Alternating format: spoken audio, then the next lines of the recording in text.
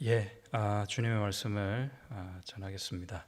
우리가 예배 드릴 때 항상 그런 것 같습니다. 내가 개인적으로 또는 공동체적으로 또는 가정이 어떤 상황에 이렇게 닥치게 되면 예배를 드려도 자꾸 이렇게 집중이 안 되는 것 같습니다.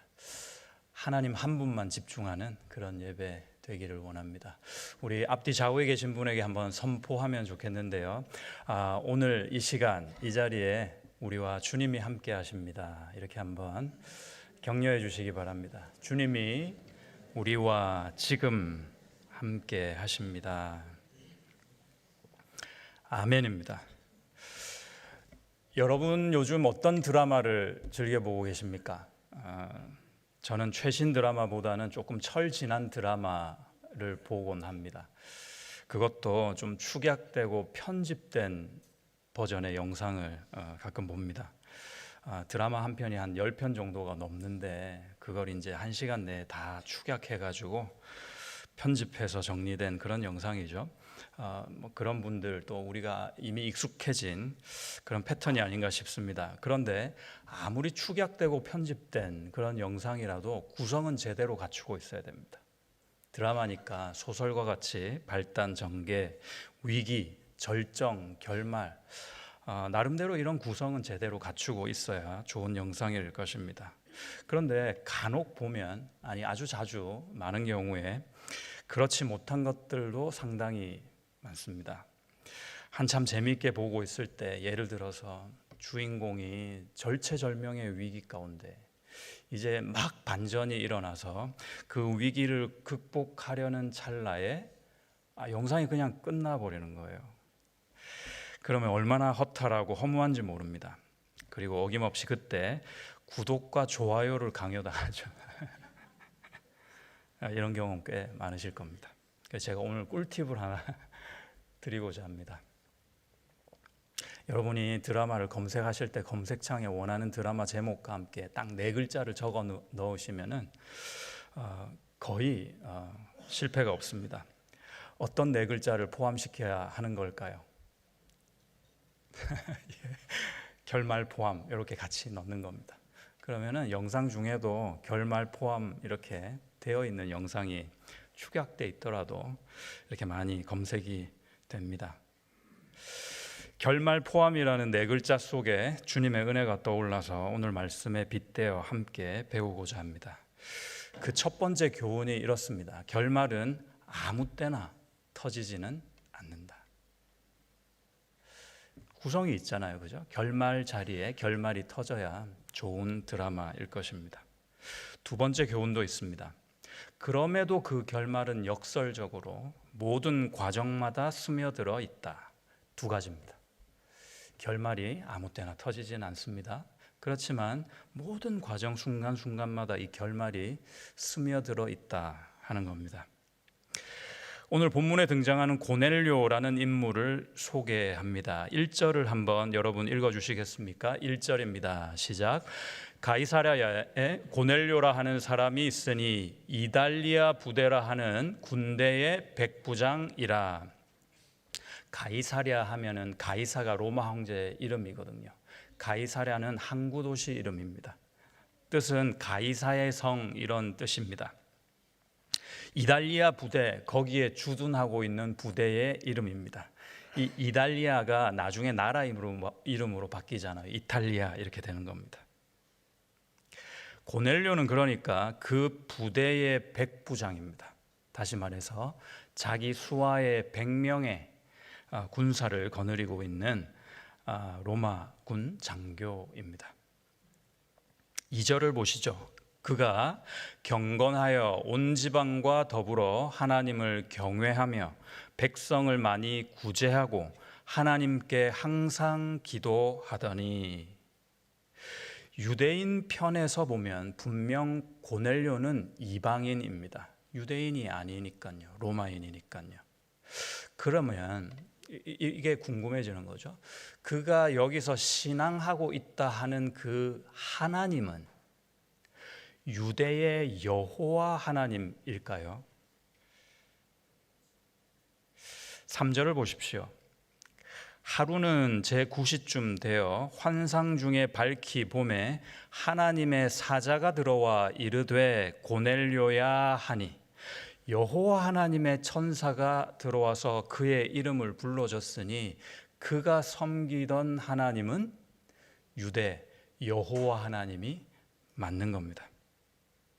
덧붙여서 고넬료가 기도하고 있었다고 추측되는 이 제9시라는 시간이 있지 않습니까? 우리 시간으로 하면 오후 3시입니다. 유대인들이 기도하는 영적 습관이 있었습니다. 하루 3번 기도하는 시간이 있었습니다. 그것이 오전 9시, 오후 12시, 오후 3시 이렇게 3번이었습니다. 그 습관을 따라 아마 고넬료는 기도하는 중에 하나님의 사자의 부르심을 들었다 보여집니다. 결론적으로 여호와 하나님의 은혜가 이방인 고넬료에게 임한 겁니다. 게다가 이 사건은 이방인 선교의 물꼬를 트는 아주 중요한 역사적인 기로가 됩니다. 큰 역사적인 사건이 됩니다. 그 역사의 중심 인물로 지금 고넬료를 하나님이 특별히 부르고 계신 겁니다. 대단하죠. 여러분과 여러분의 가정에도 이와 같은 하나님의 은혜가 충만히 임하시기를 축복합니다. 이 은혜는 언제나 시간을 통해서 임합니다. 이 시간이 아주 중요한 개념이 되겠습니다. 여러분, 하나님의 시간이 있습니다. 내가 생각하고 내가 파악하는 시간 말고 하나님의 시간이 있습니다. 이것을 카이로스라고 하죠. 하나님은 반드시 하나님의 시간표에 맞춰서 일하십니다. 역사하십니다. 그때 우리 안에서 변화가 되고 기적이 일어납니다. 일이 막 발생하는 겁니다. 차를 마시려면 물을 끓여야 하지 않습니까? 주전자를 불에 올리거든요. 그러면 올리자마자 바로 이렇게 주전자 물이 끓나요? 그렇지 않죠. 물이 몇 도가 돼야 물이 끓기 시작하죠? 100도입니다. 100도. 압력 차이에 따라서 온도는 조금 변할 수 있지만 100도에서 끓게 됩니다. 끓는 점이니까요. 그 100도가 되면 액체였던 물이 수증기로, 기체로 이렇게 완전히 바뀌게 되는 거죠.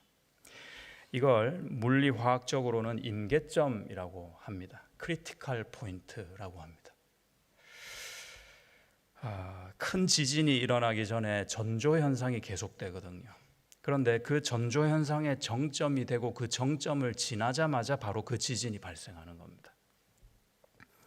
천둥 번개가 막 몰아치고 있는 폭풍 속을 비행하고 있다고 한번 상상해 보십시오.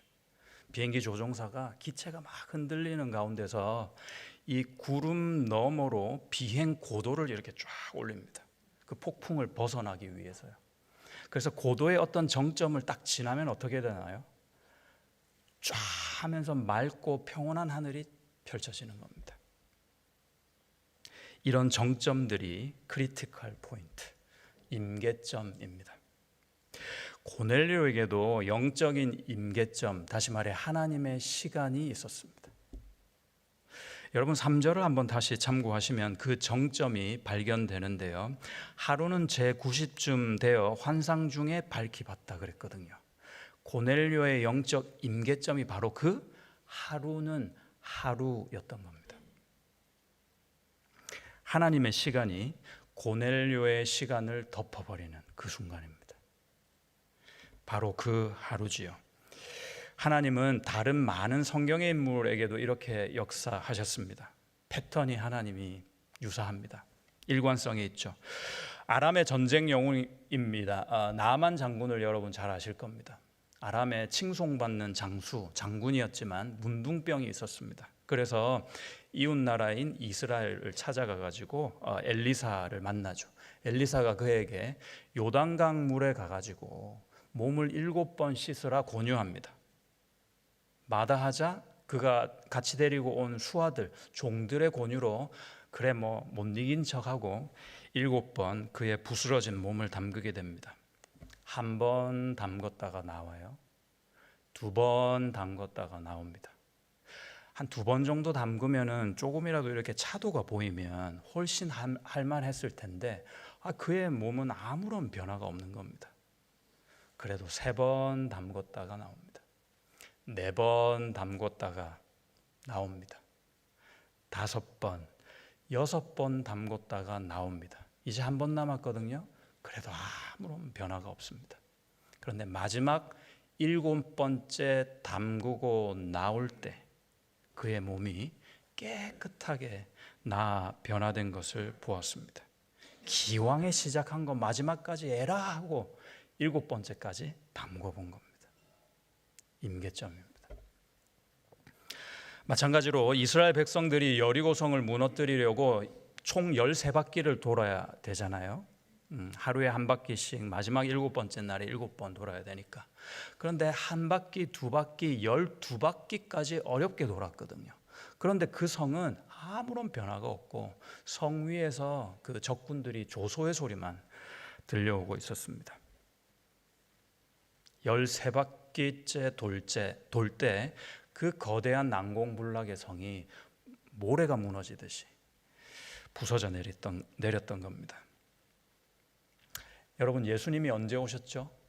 예수님은 때가 참에 오셨습니다. 여러분, 그러면 예수님이 언제 다시 오실까요? 때가 참에 오시게 됩니다. 그때는 아무도 모르죠. 확실한 것은 정해진 하나님의 때, 하나님의 시간이 있다는 것입니다. 또 예를 들어 보겠습니다. 아브라함이 믿음의 조상이 되고 비슷한 때를 맞이합니다. 아브라함의 영적 임계점을 맞이하게 됩니다. 언제입니까? 아브라함이 제단에다가 자기 아들, 하나밖에 없는 아들 이삭을 바쳐 올릴 때입니다.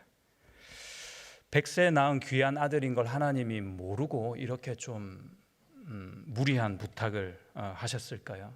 모르실 리는 없죠. 하나님은 아브라함의 그릇을 만들어가고 계셨던 겁니다. 왜냐하면 처음부터 내 독자를 바치라는 이런 강도 높은 요구, 시험을 아브라함에게 허락지 않으셨습니다. 찬찬히 그 강도 레벨을 올리셨죠. 그리고 지금 이삭을 바치는 이 시험이 아브라함이 겪은 하나님의 마지막 시험 때였던 겁니다.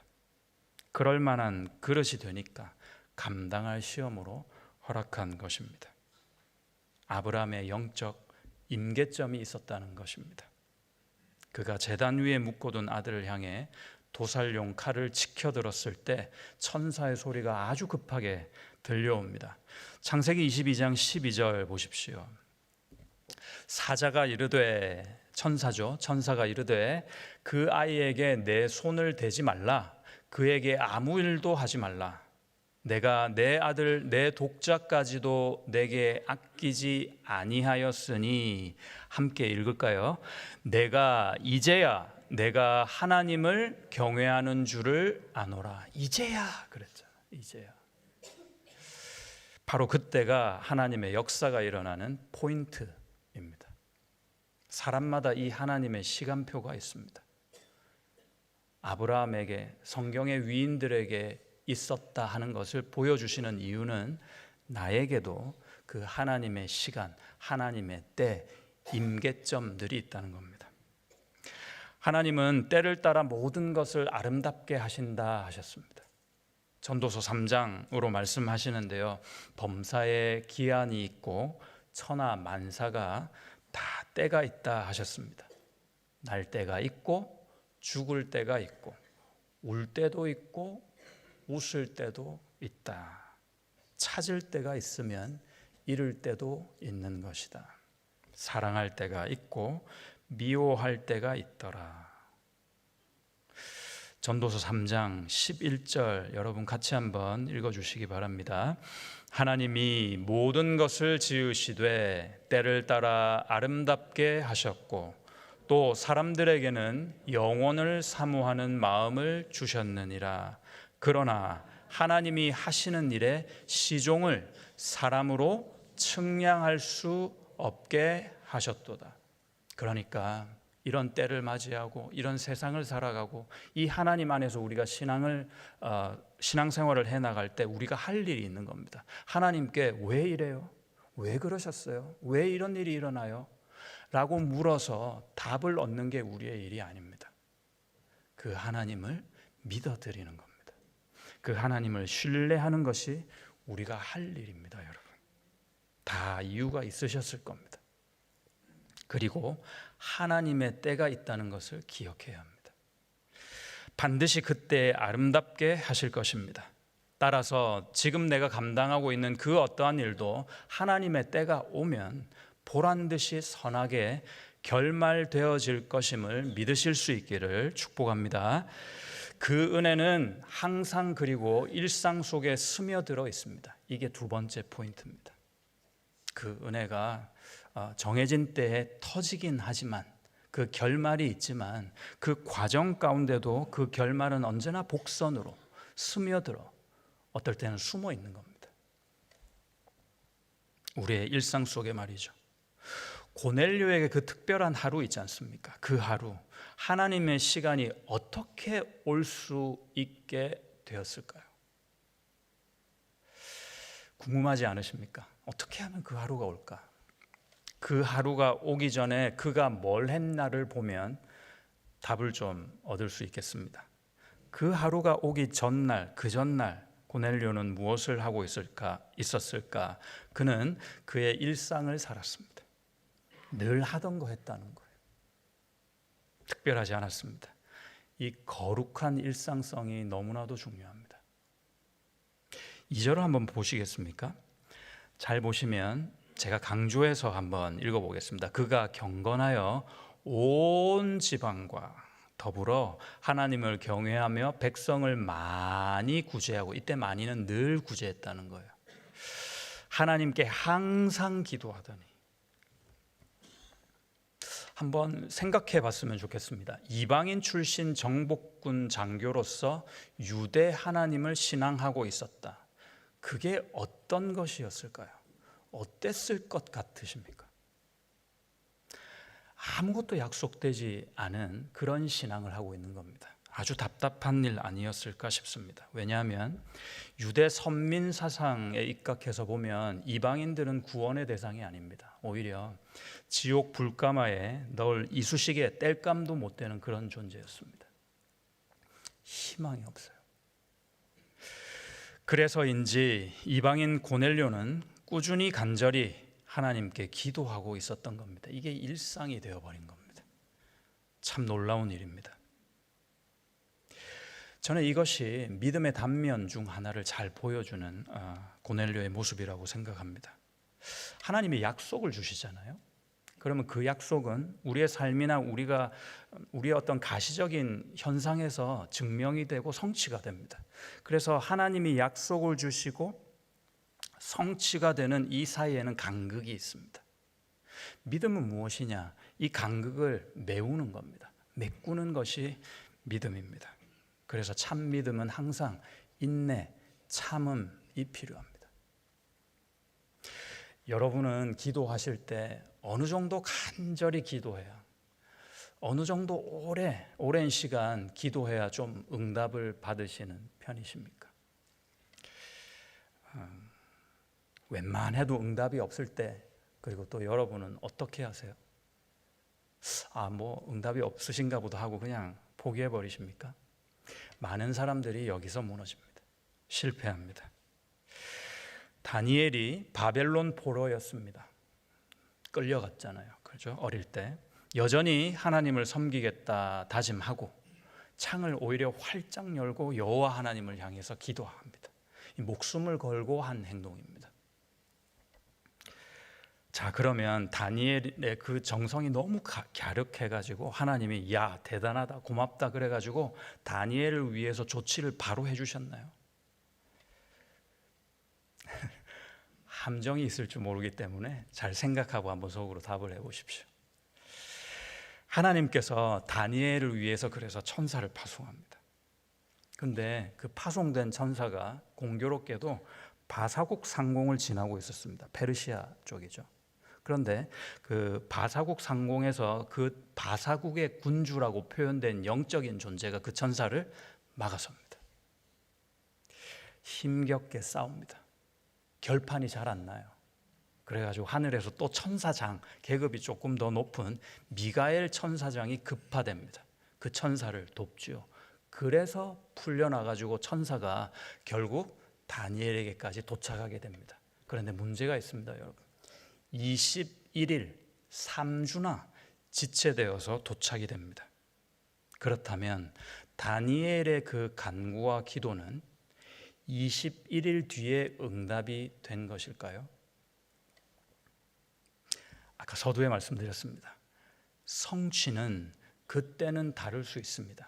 하지만 응답은 다릅니다. 응답은 거의 자동 반사 수준으로 즉시 되는 것이 응답입니다. 이걸 기억하셔야 됩니다. 다니엘서 10장 12절에서 한번 확인해 보시죠. 다니엘서 10장 12절 한번 같이 읽겠습니다. 시작. 그가 내게 이르되 다니엘아 두려워하지 말라. 내가 깨달으려 하여 내 하나님 앞에 스스로 겸비하게 하기로 결심하던 첫날부터 내 말이 응답 받았으므로 내가 내 말로 말미암아 지금 왔느니라. 응답이 언제 시작되었습니까? 결심하던 첫날입니다. 여러분 기억하시기 바랍니다. 내가 기도하면 그 일의 성취는 하나님의 때에 이루어집니다. 내 때, 내가 원하는 때 아닙니다. 그러나 내가 기도할 때 하나님의 응답은 그 즉시로 시작됩니다. 따라서 무엇이든지 여러분이 기도하면 반드시 우리 하나님은 응답을 주십니다. 주시긴 하는데 문제가 뭡니까? 받질 못해요. 귀가 둔하고 마음이 탁해서 그렇습니다. 그럼 이걸 어떻게 해결해요? 또 기도해야죠. 깨달을 때까지, 확신 주실 때까지, 그 일이 성취될 때까지 꾸준히 계속 기도하는 겁니다. 이게 우리의 거룩한 일상성입니다. 상상을 해봤습니다. 만약에 다니엘이 한 일주일 기도했어요. 열심히 기도했어요. 나름 금식도 하고 목숨을 걸고 기도했거든요. 그런데도 아무런 변화가 일어나지 않는 거예요. 천사는커녕 응원군 한 사람도 보이질 않는 겁니다. 그래서 다니엘이 이건 뭐 안 되는가 보다 하고 포기를 했다고 쳐봅시다. 만약에 그랬다면 천사도 포기하고 하늘로 도로 올라갔을 것입니다. 제가 결혼하고 한 1년쯤 되어서였을 것입니다.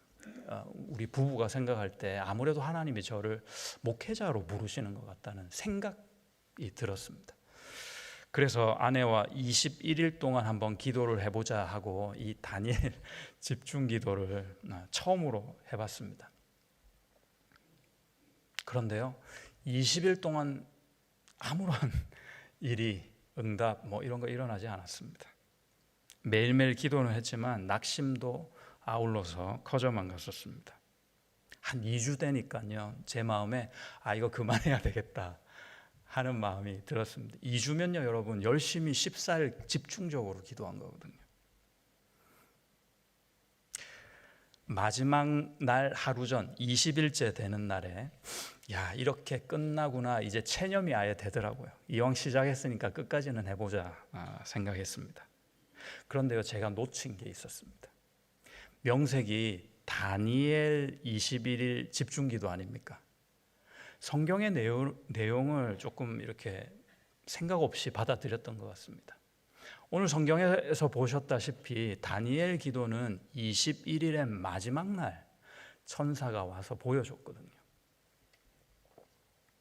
아니나 다를까 저도 21일째 되는 날이 주일이었는데 주일 새벽에 하나님께서 강한 확신을 주셨습니다. 어떻게 주셨느냐 하면은 구체적인 내용은 다음 기회에 또 제가 말씀드려요. 결말이 포함되어 있지 않습니다. 비슷한 일화가 누가복음 18장에 있습니다. 불의한 재판관에게 막 달라드는, 계속 귀찮게 하는 과부의 이야기가 소개됩니다. 불의한 재판장이 과부의 원한을 좀 들어달라, 해결해달라 하는 청을 결국 들어주게 되잖아요. 이유가 뭐였습니까?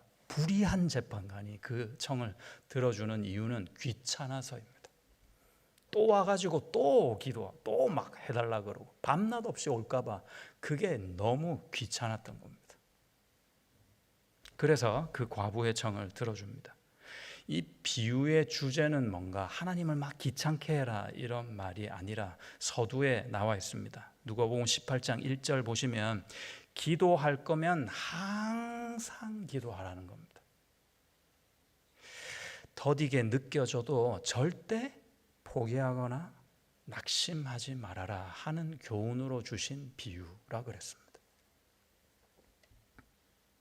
안타깝게도 많은 사람들이 요만큼 기도하고 이건 안 되나 보다 하고 포기해 버리죠.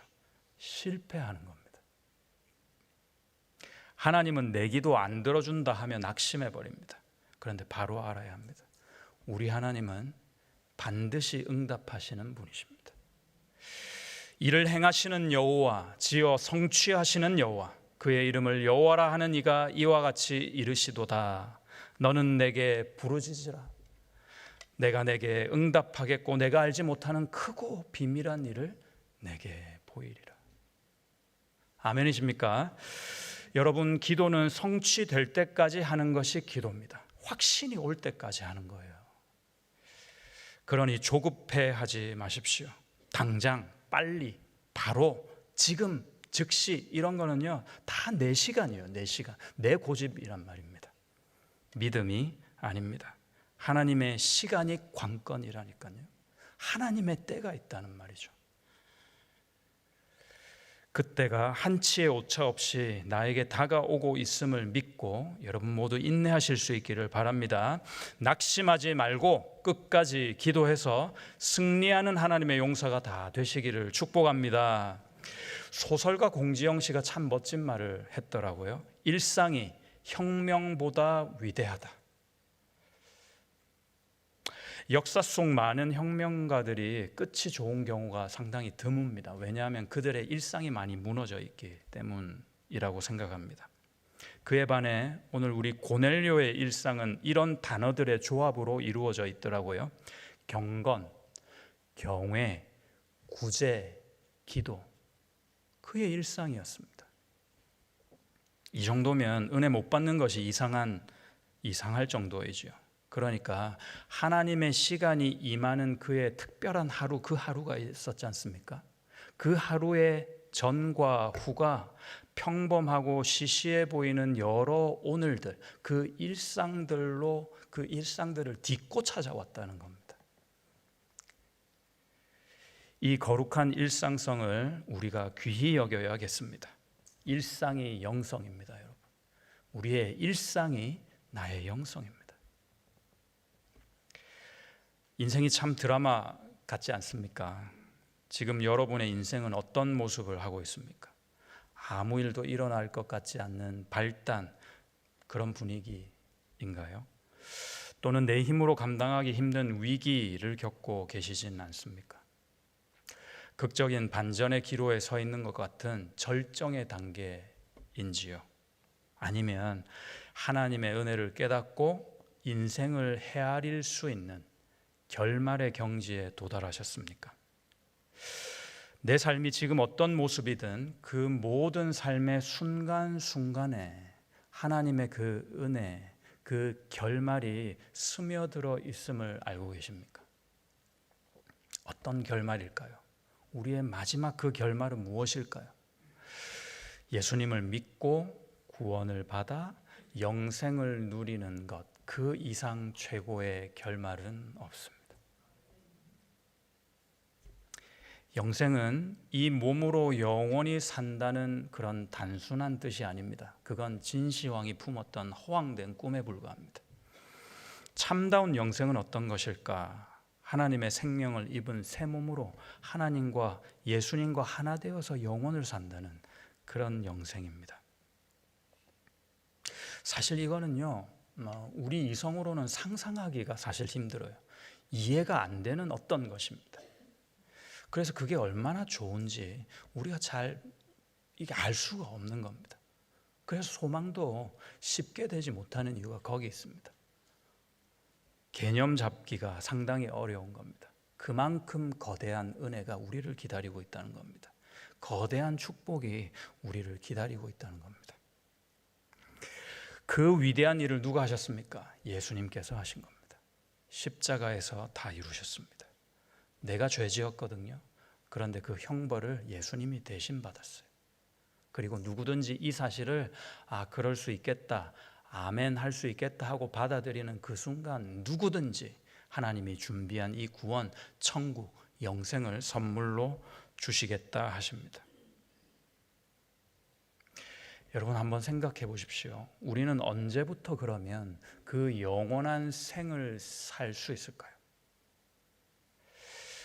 지금 우리가 살고 있는 하루하루를 빠짐없이 모으잖아요.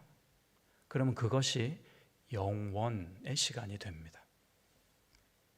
그렇다면 내가 사는 오늘, 지금 이 순간이 바로 그 영생, 영원의 순간이 아니겠습니까? 그분과 동행하는 오늘 이 하루가 고넬료의 그 하루이며 내가 사는 영생의 순간임을 누리실 수 있기를 바랍니다. 여러분 요즘 뭘 간절히 소망하면서 기도하십니까? 주님께 기도하셨습니까? 여러분 이미 응답은 된 것을 아셔야 합니다. 응답은 됐어요. 그런데 하나님의 때를 기다리는 일이 우리에게 숙제처럼 남아있는 겁니다. 그리고 여러분의 일상 속에 그 복된 결말이 있음을 꼭 아셔야 합니다. 그 결말들이 우리의 매 일상 속에 다 스며들어 포함되어 있습니다.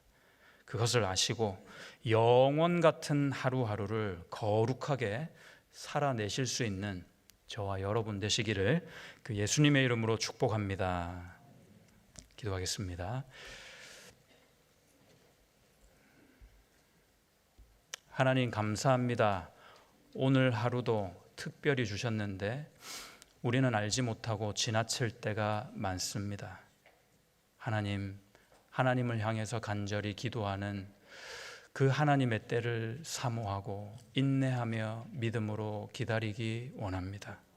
그러나 그것이 그 어느 한순간에만 있지 아니하고 내가 사는 이 오늘에 매 순간마다 만나는 모든 사람들 속에서 스며들어 있는 그 은혜를 우리 모두가 깨닫게 하여 주옵소서. 예수님의 이름으로 기도합니다. 아멘.